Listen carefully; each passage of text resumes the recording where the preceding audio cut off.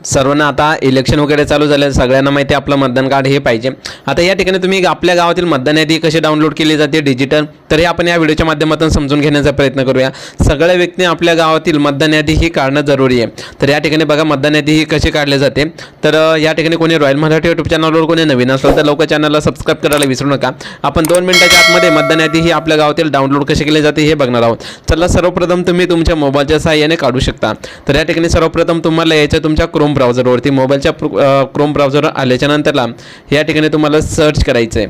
या ठिकाणी Chrome browser आल्याच्या नंतरला तुम्हाला अशा प्रकारचा इंटरफेस उघडेल।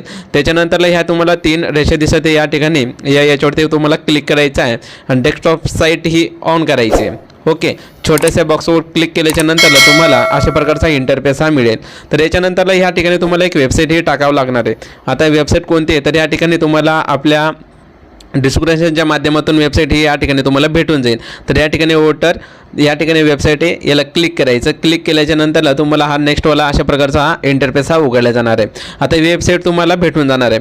ठीक आहे, चला लॉगिन इंटरफेस हा दाखवला जाणार आहे। सगळ्यांनी व्यवस्थितरित्या बघा, लाईव्ह आपण या ठिकाणी बघणार आहे। आपल्या गावातील आपण यादी या ठिकाणी डाउनलोड करून दाखवणार आहे। सर्वप्रथम या ठिकाणी स्टेट निवडायचं। स्टेट यानी की ते महाराष्ट्र आपलं या ठिकाणी आपलं महाराष्ट्र सिलेक्ट करायचं। सिलेक्ट केल्याच्या नंतरला या ठिकाणी तुम्हाला नेक्स्टवाला ऑप्शन येईल तुमचा जिल्हा यानी की डिस्ट्रिक्ट। या ठिकाणी तुमचा जिल्हा तुम्हाला या ठिकाणी सर्च करायचं आहे। नेट थोडंसं स्लो चालत आहे, त्याच्यासाठी थोडासा वेळ लागत आहे। ठीक आहे, तर या ठिकाणी तुम्ही तुमचा जिल्हा या ठिकाणी सिलेक्ट करा। या ठिकाणी बघू शकता तुम्ही कोल्हापूर, लातूर, ओके, जालना या ठिकाणी तुम्हाला दाखवले जाणार आहे।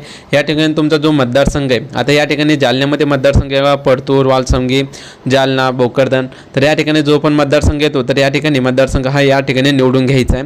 तर त्याच्यानंतरला या ठिकाणी 2 पद्धतीचे ऑप्शन तुम्हाला दाखवले जाणार आहे, इंग्रजी आणि त्याच्यानंतरला मराठी। जे तुम्हाला पाहिजे असेल तर या ठिकाणी तुम्ही सिलेक्ट करू शकता। त्याच्यानंतरला या ठिकाणी एक कॅप्चा कोड विचारला आहे। कॅप्चा कोड या ठिकाणी व्यवस्थितरित्या तुम्हाला या ठिकाणी टाकून घ्यायचा आहे। चला तर आपण कॅप्चा कोड हा टाकत आहे।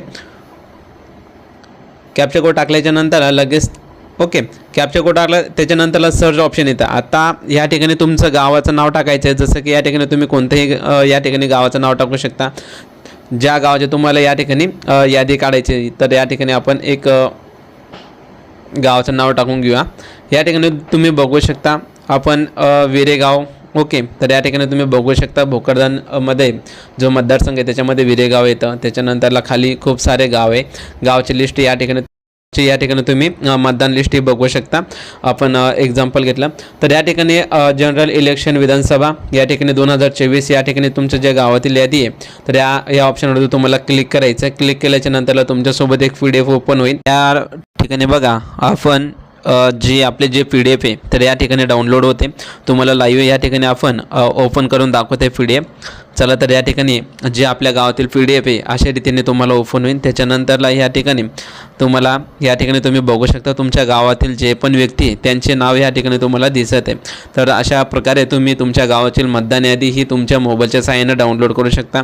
आणि अजून एक महत्त्वाची माहिती म्हणजे एखाद्या व्यक्तीचं कधी यादीमध्ये किंवा नाव सापडत नसेल, ठीक आहे, तर त्याच्यासाठी तुम्हाला एक वोटर हेल्पलाईन जे प्ले स्टोरवर ते ॲप्स आहे ते ॲप्स डाउनलोड करून घ्या।